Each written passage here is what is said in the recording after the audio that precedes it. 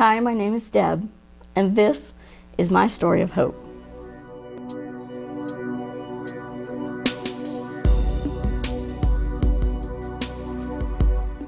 First of all, when I think of the word hope, I automatically include the word faith or faithfulness. For me, they just seem to go hand in hand. Because of God's faithfulness, I have hope. God allows us to experience different trials in our lives, not as punishments as sometimes we think of, but as life experience, so that we can grow closer to Him and also help to encourage others. So when it was announced that Pastor Scott was looking for stories of hope, I felt like I had actually two stories that I could share. Two life experiences that very easily could be viewed as trying, to say the least, or even hopeless. The first was a workers' comp injury that Bud had in 1992 and then another in 1993, which eventually led to our move here to North Carolina.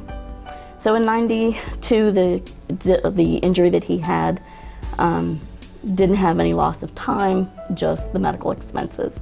But then in 93, he re-injured his previous back injury and then had leg and back injury, which he actually lost about 6 months of time. So we had asked the attorney for and the employer for light duty, but they declined, and they said, you're either able to come back to your work or you don't come back. He was finally able to go back to work after a year, and after a year they do a reevaluation to see if there's any permanent partial disability. So he was awarded a small percentage of personal partial disability, and he was awarded that small settlement on a Tuesday. And then the following Friday, he was called into the office and told, you're no longer qualified to run the press break. So they said, we're taking you off of your press break that you've done for 15 plus years, and we're putting you on guard duty. And well, the next Friday they called him in and they said, oh yeah, now we're cutting your pay in half. So we called the attorney's office and they said, no, now they're in violation of a Disability Act, and we'll notify him, which he took care of that. And but the bad part of that was they had 6 months to rectify. So with them cutting his pay in half, I was only working part-time, and we stood to lose everything. So he had numerous applications for employers in Ohio, and he had one here in North Carolina. So they called and we came down for the visit. We drove the 8 hours for the interview, and it looked very hopeful that he was going to get the job. And it was like, now what do we do? So we went home, we thought about it, we prayed about it, and all of our family, we had no family here. It's hard to pick up and just leave. So we thought about it, we prayed about it, and we said, if the house sells within a reasonable amount of time, within a reasonable amount of money, it's meant to be, and we'll go. So we contracted a realtor, we put the house up for sale the last couple days of January, and it sold April 1st within $500 of our asking price. So we said, well, it must be time to go. My mom said, in their church, the lesson was on, or the message was on being content wherever you are, and in whatever state you are. And I teasingly said, yeah, Ohio or North Carolina. She didn't think that was very funny, but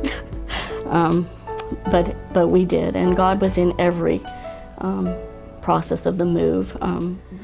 And during that time, there were two scriptures that really became my life verses.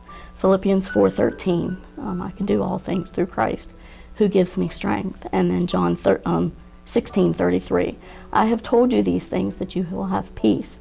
In this world you will have trouble, but take heart, I have overcome the world.